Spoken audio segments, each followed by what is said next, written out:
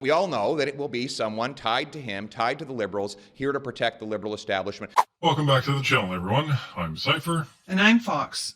So circling back on a commitment that we made in a previous video to email all of the Liberal MPs, I'm happy to report that the email you now see on your screen was delivered to all of them, including our reprehensible crime minister. So that's 157 emails to 157 Liberal members of Parliament, delivered as promised. We've received thus far a total of 8 human replies back, most of which are just deflecting using Trudeau's talking points about all of the wonderful things that they implemented to prevent election interference that didn't actually succeed in the slightest. If we receive any responses that actually provide anything useful, rest assured that we will drop them into another video.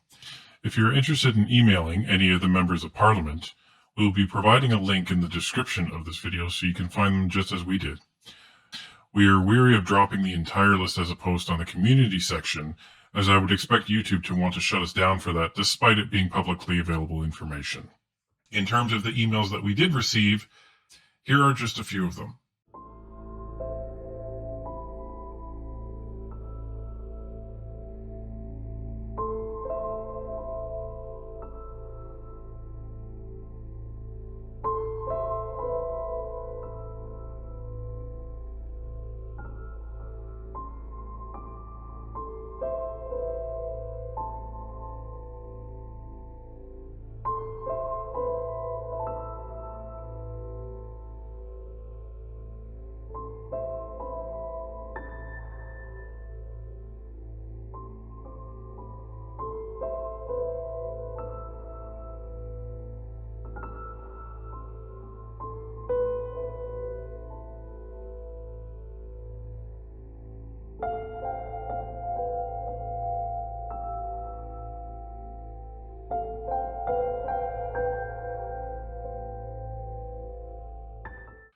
So as some of you may know, some of you may not know, Trudeau has been spouting that he's going to be naming an independent rapporteur, which is essentially a fancy word for investigator, to look into the election interference as a response to virtually everybody screaming at him about the CSIS reports and the leaked documents to Global News, to Globe and Mail, and to the rest of the news agencies about all of this shady activity that happened during the last couple of elections.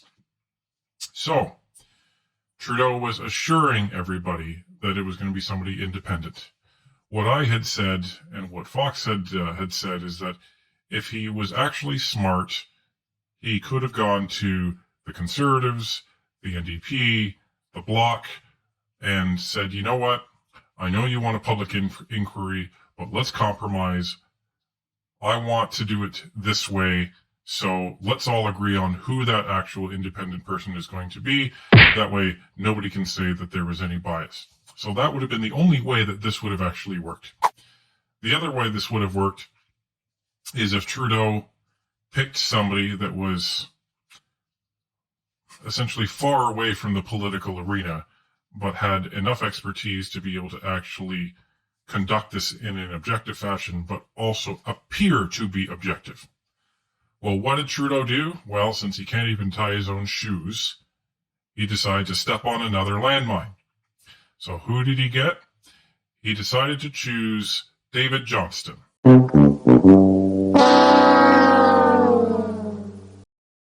Who's David Johnston, you may ask?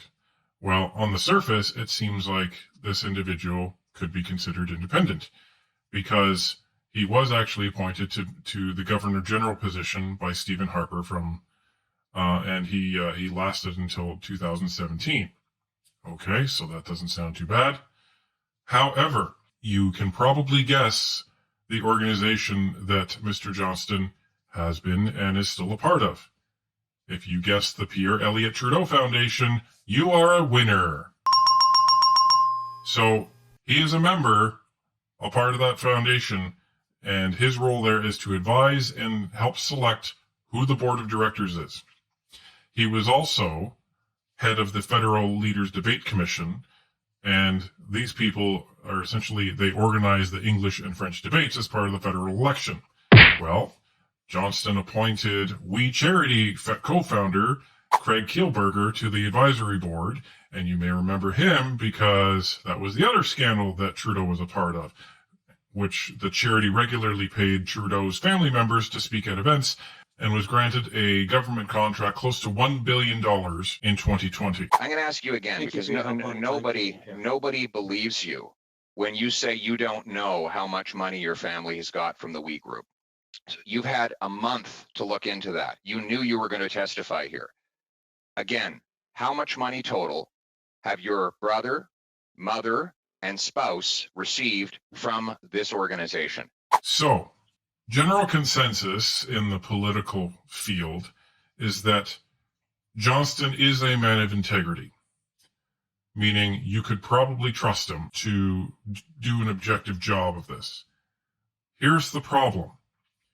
Even if that's true, that's not going to fly.